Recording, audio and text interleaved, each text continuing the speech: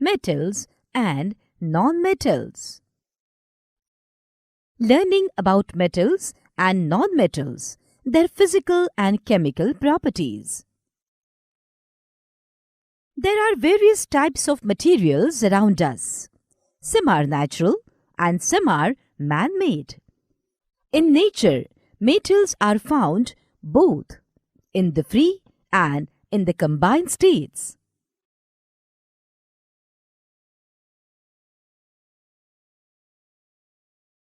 The Earth's crust is the source of all metals. You are familiar with a number of materials like iron, aluminium, copper, etc. Metals shine in their pure state. This shining property of the metals is called metallic luster. Gold is yellow and copper is reddish-brown. Aluminium, iron and silver appear white. Metals are generally hard. Hardness of metals varies from one metal to another.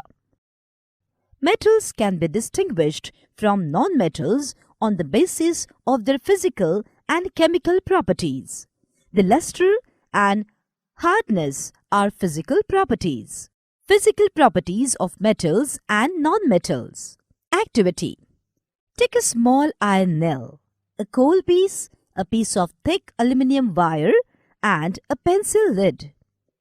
Beat the iron nail with a hammer, but take care that you don't hurt yourself in the process. Try to hit hard. Hit hard also the aluminium wire.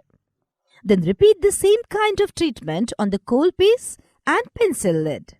You saw that the shape of the iron nail and the aluminium wire changed on beating. If they were beaten harder, these could be changed into shades. We all are familiar with silver foil used for decorating sweets and the aluminium foil used for wrapping the food. The property of metals by which they can be beaten into thin sheets is called malleability. Materials like coal and pencil lid do not show malleability.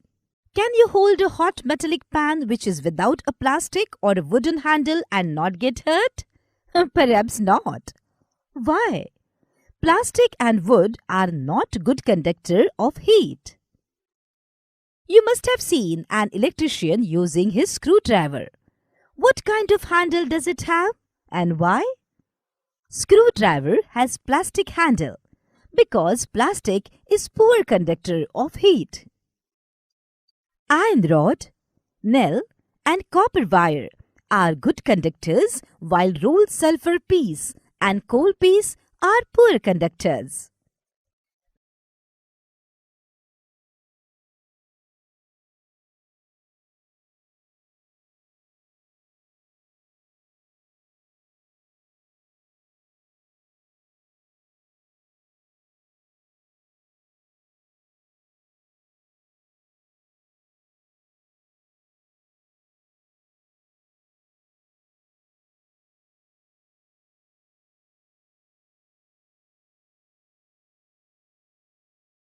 Metals are good conductor of heat. Aluminium and copper are used to make electric wires. Have you seen wires of coal? Definitely not. The property of metal by which it can be drawn into wires is called ductility. Have you ever noticed the difference in sound on dropping an iron sheet or plate, a metal coin, and a piece of coal on the floor? The things made of metal produce ringing sound when stuck hard. Since metals produce ringing sounds, they are said to be sonorous. The materials other than metals are not sonorous. Some materials are hard, lustrous, malleable, ductile, sonorous, and good conductors of heat and electricity. The materials which generally possess these properties are called metals. The examples of metals are iron, copper, aluminium, calcium, magnesium, etc. Materials like coal and sulfur are soft and dull in appearance. They break down into powdery mass on tapping with hammer. They are not sonorous and are poor conductors of heat and electricity. These materials are called nonmetals. The examples of nonmetals are sulfur, carbon, oxygen, phosphorus, etc. Information. Metals like sodium and potassium are soft and can be cut with a knife. Mercury is the only metal which is found in liquid state at room temperature. But these are exceptions. Chemical properties of metals and nonmetals. Reaction with oxygen.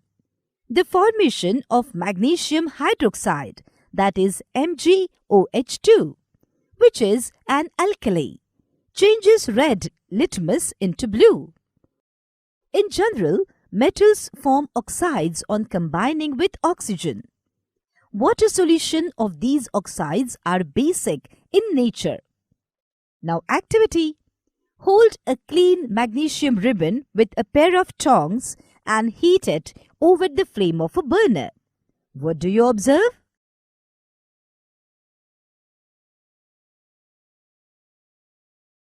Magnesium burns with a brilliant light and gets converted into a white solid residue.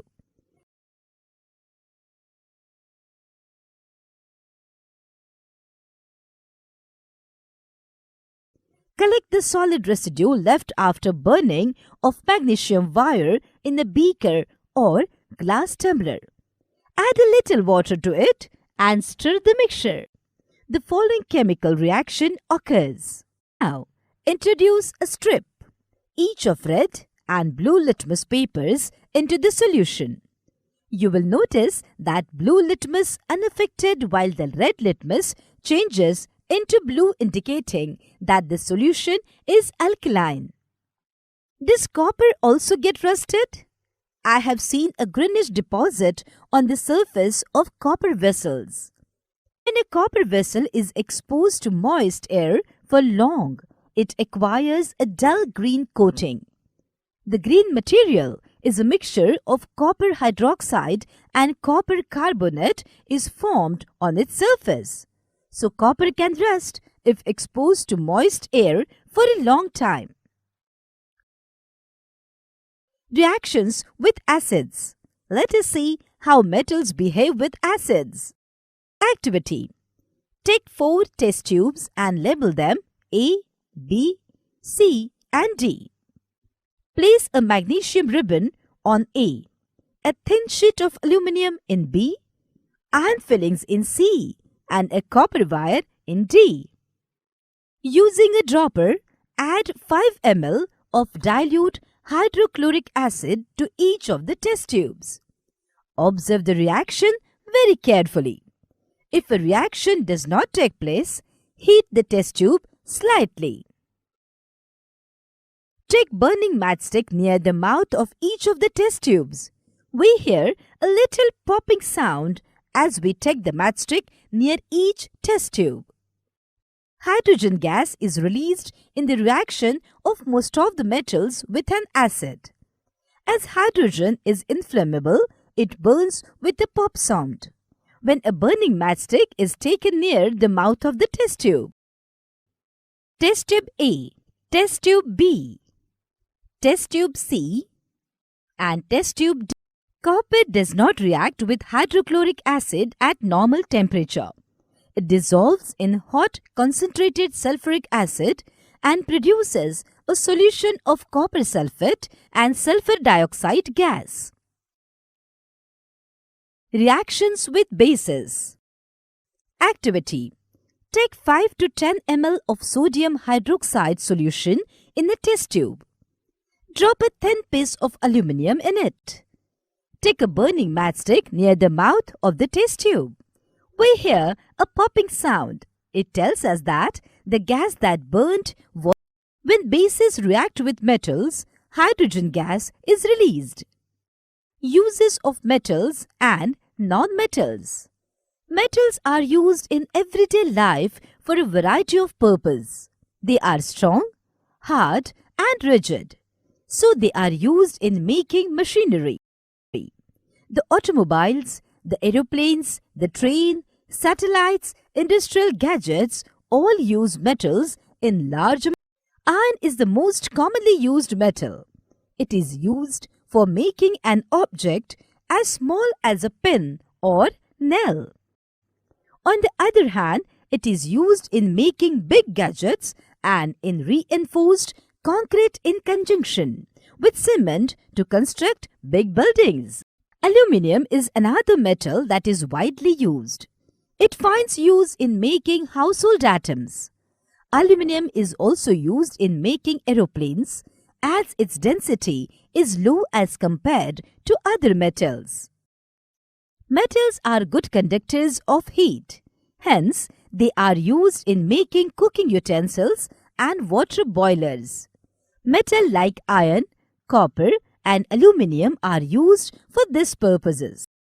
The most important use of copper is in electrical gadgets. It is also used for household wiring. Nowadays, aluminium wire is used for making electrical cables because it is much cheaper than the copper. Gold and silver are used to provide fine electrical contacts in computers and solar cells. Gold and silver are widely used for making jewelry. Highly reflecting mirrors are made of silver since it reflects about 90% of the light falling on it. Non-metals, on the other hand, have dull appearance and generally are not good reflectors of light. The noble metals. Metals like platinum and gold are found in nature in the form of elements. They are not affected by air, water, acids, heat, etc. Hence, they are called the noble metals. They do not ordinarily take part in chemical reactions. Uses of noble metals. 1. Gold and platinum are mainly used for making ornaments. 2. Gold coins were used in olden times. 3. Gold is used for plating silver. 4. Platinum is used in some medical instruments.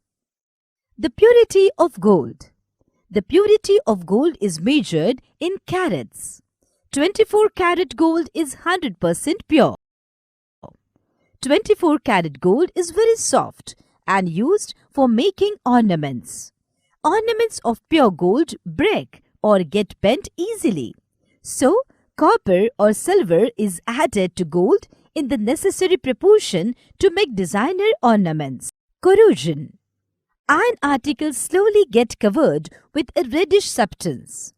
If copper vessels remain wet, they develop yellowish-green patches. Silver articles turn black.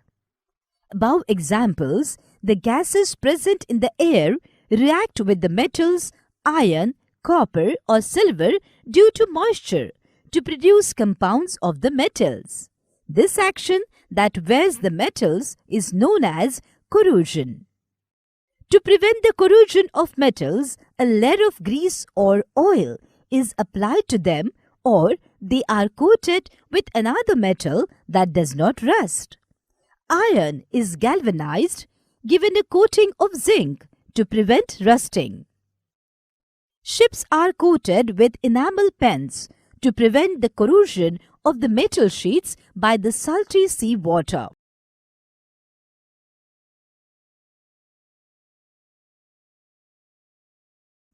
These paints contain metal surface and the surrounding air. By this system, chemical reactions cannot take place and corrosion is prevented.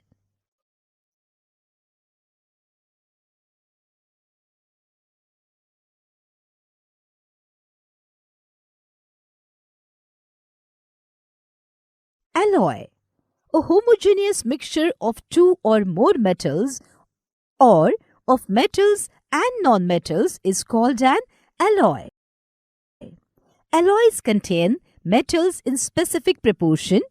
In the alloy, physical properties change, but chemical properties remain the same. Example, when copper and tin are mixed, we get the alloy called bronze. In the alloy, copper loses its softness and the alloy becomes hard. The alloy steel is obtained from iron and carbon. It is a stronger material. Iron, carbon and chromium form the alloy called stainless steel. It is more durable and clean, and it does not rust.